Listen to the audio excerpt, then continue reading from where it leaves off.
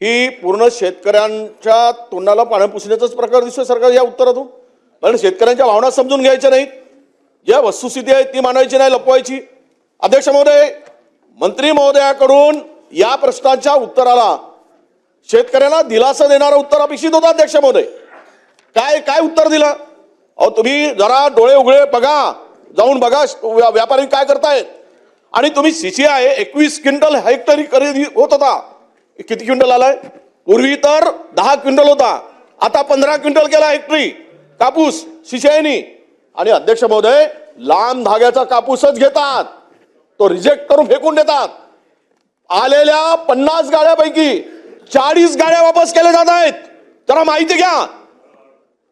अरे हळूच बोलतो, ज्याचा आत्मा तो दुखतो ना त्याला कळतंय। तुम्ही अजून सिमेंटच्या बिल्डिंग मध्ये आहे, आम्ही शेतीवर जातो, आम्हाला माहित आहे। काय तुम्ही गमत करू नका, भावना समजून घ्या। योगेश साहेब, हे थट्टा चालली अध्यक्ष महोदय। अरे 15 क्विंटल कापूस तुम्ही सीसीआय खरेदी करते, त्यामध्ये बदल करता आला नसता। 21 क्विंटल होती पूर्वी की नाही? मंत्री महोदयांनी सांगावं 15 क्विंटल का केली? मनामध्ये आरडाओरड केली। आणि विशेष म्हणजे अध्यक्ष महोदय, यामध्ये षडयंत्र काय? जो कापूस निर्यातीवर हे 0% पहिले 12% होता, आता 0%वर आणलं। म्हणजेच परदेशातून मोठ्या प्रमाणात कापूस भारतात येईल, मोठ्या प्रमाणात। आणि इथे कापसाचे भाव पाडण्याचं षडयंत्र आहे। का गरज होती? जे 12% निर्यात शुल्क होती, आपल्या आयात शुल्क होती, सॉरी, ती कमी करण्याची गरज काय होती? जुन्यावर आज का आणलं अध्यक्ष महोदय? याचं उत्तर मंत्री महोदयांनी द्यायला नको, पाठपुरावा करायला नको। उद्या इथले कापसाचे भाव पडणार नाहीत।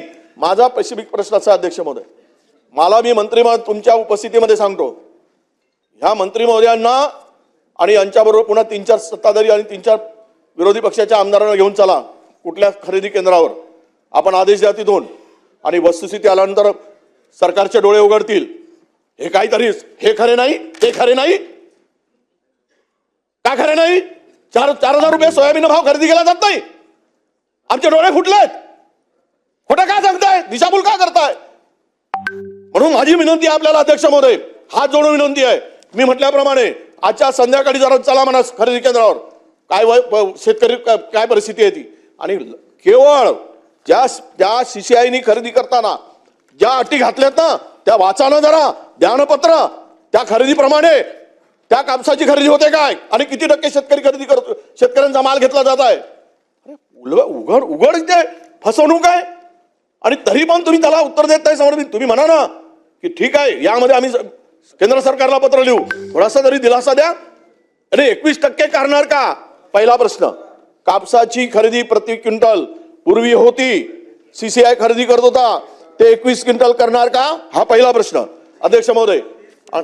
आणि नाही 21च खरी, आता ते 30 म्हणलं तर पुन्हा ते कुठे कुठे साहेब एक सांगावं, तुम्ही मंत्री महोदयांना आमच्याबरोबर पाठवा, आम्ही छातीवर हात ठेवून सांगतो, कुठल्या खरेदी केंद्रावर सोयाबीन 5,300 रुपयांनी खरेदी केलाय आम्हाला दाखवा जरा। वस्तुस्थिती तर लक्षात घ्या।